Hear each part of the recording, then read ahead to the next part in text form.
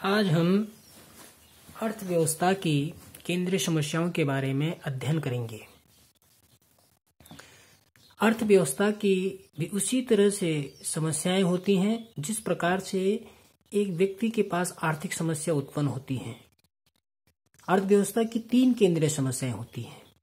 पहला है क्या उत्पादन किया जाए,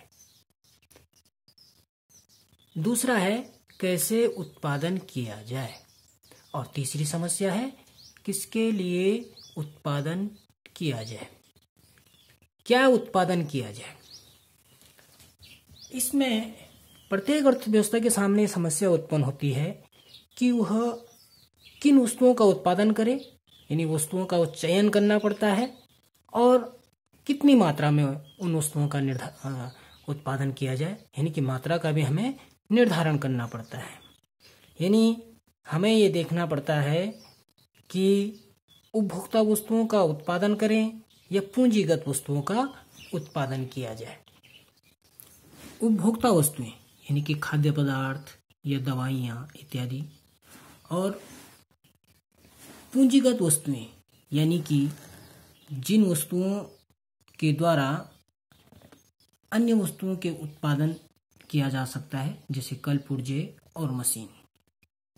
तो प्रत्येक अर्थव्यवस्था को ये ध्यान में रखना पड़ता है कि वह उपभोक्ता वस्तुओं का अगर उत्पादन करे तो कितनी मात्रा में करे, और पूंजीगत वस्तुओं का उत्पादन करे तो कितनी मात्रा में करें। ये दूसरी समस्या है कि कैसे उत्पादन किया जाए। इसे तकनीकी समस्या भी कहते हैं। इसमें हम उत्पादन की प्रक्रिया का चयन करते हैं और उत्पादन कार्य करने के लिए साधनों का आवंटन भी करते हैं, इसीलिए इसे तकनीकी समस्या भी कहते हैं। उत्पादन करने की तकनीक 2 प्रकार की होती है। पहले होती है श्रम प्रधान तकनीक और दूसरी होती है पूंजी प्रधान तकनीक। दोनों की अपनी अपनी खूबियां हैं और दोनों के अपने अपने दोष भी हैं। श्रम प्रधान तकनीक का अर्थ है कि यहाँ पर हम जो उत्पादन के जो साधन हैं उनमें हम श्रम को ज़्यादा लगाते हैं, पूंजी को नहीं। उत्पादन के मुख्यतः 5 साधन होते हैं: श्रम, भूमि, पूंजी, उद्यमी और संगठन। तो अगर इसमें से हम श्रम को ज़्यादा महत्व दे रहे हैं, श्रम का प्रयोग ज़्यादा कर रहे हैं, तो वो श्रम प्रधान तकनीक कहलाएगी। श्रम प्रधान तकनीक का प्रयोग करने से रोजगार में वृद्धि होती है, लोगों को ज़्यादा रोजगार उपलब्ध होता है। लेकिन इस तकनीक से उत्पादन करने में समय ज़्यादा लगता है और ये व्यय साध्य भी होता है। ये इसके दोष हैं। इसी प्रकार पूंजी प्रधान तकनीक है। इसमें श्रम की बजाय पूंजी का प्रयोग ज़्यादा किया जाता है। तो पूंजी का प्रयोग करने से यानी कि मशीनों से काम ज़्यादा करवाया जाता है। मशीनों से जब काम ज़्यादा होगा तो उसके द्वारा बेरोजगारी में वृद्धि होगी। ये इसका दोष है, क्योंकि जहाँ पर 10 श्रमिक काम करेंगे वहाँ पर तब एक ही श्रमिक काम करेगा और सारा उत्पादन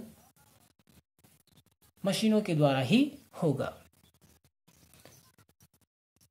इसके ये दोष हो गया, और इसका जो गुण है वो ठीक श्रम प्रधान तकनीक के विपरीत है। इस तकनीक से यानी कि मशीनों के द्वारा उत्पादन कार्य किया जाए तो उसमें धन की और समय की बचत होती है। तो दोनों तकनीक की अपनी अपनी खूबियां हैं और अपने अपने दोष हैं। अर्थव्यवस्था को ये निर्धारित करना पड़ता है कि इन दोनों तकनीक में कैसे सामंजस्य स्थापित किया जाए, कहाँ पर श्रम प्रधान तकनीक का प्रयोग किया जाए और कहाँ पर पूंजी प्रधान तकनीक का प्रयोग किया जाए।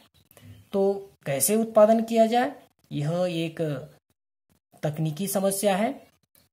उत्पादन प्रक्रिया का इसमें चयन किया जाता है और फिर साधन आवंटन किया जाता है कि उत्पादन के साधनों को किस प्रकार से लगाएं और किस प्रकार से हम उत्पादन करें। तीसरी समस्या,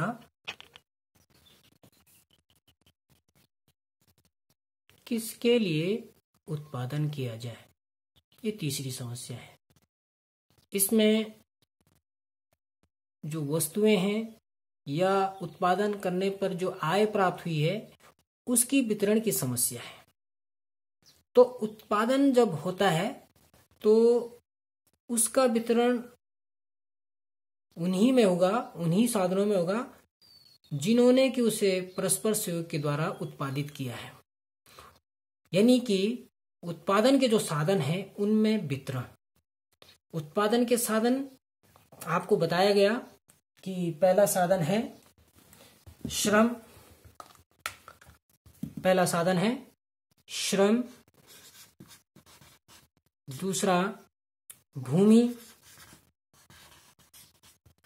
तीसरा पूंजी और चौथा साधन है उद्यमी,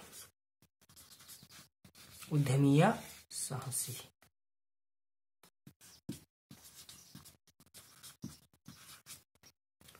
उत्पादन के परिणाम स्वरूप इन साधनों को इनका पारितोष मिलता है, जिसे श्रम को मिलता है मजदूरी,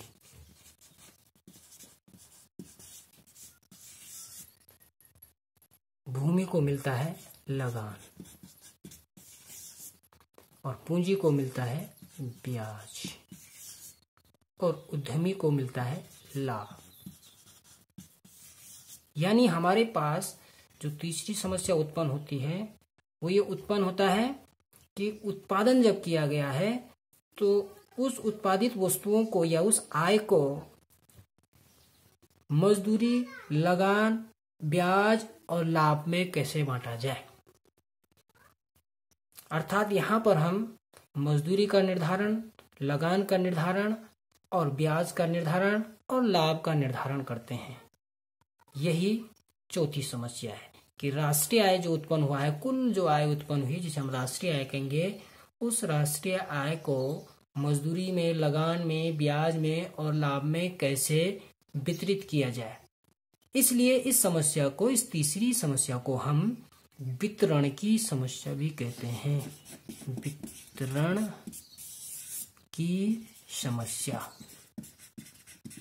वितरण यानी कि आवंटन, वितरण यानी कि आवंटन, आवंटन की समस्या। तो आज हमने केंद्रीय समस्याओं के बारे में अध्ययन किया। अगले टर्न में हम उत्पादन संभावना वक्र के बारे में अध्ययन करेंगे। धन्यवाद।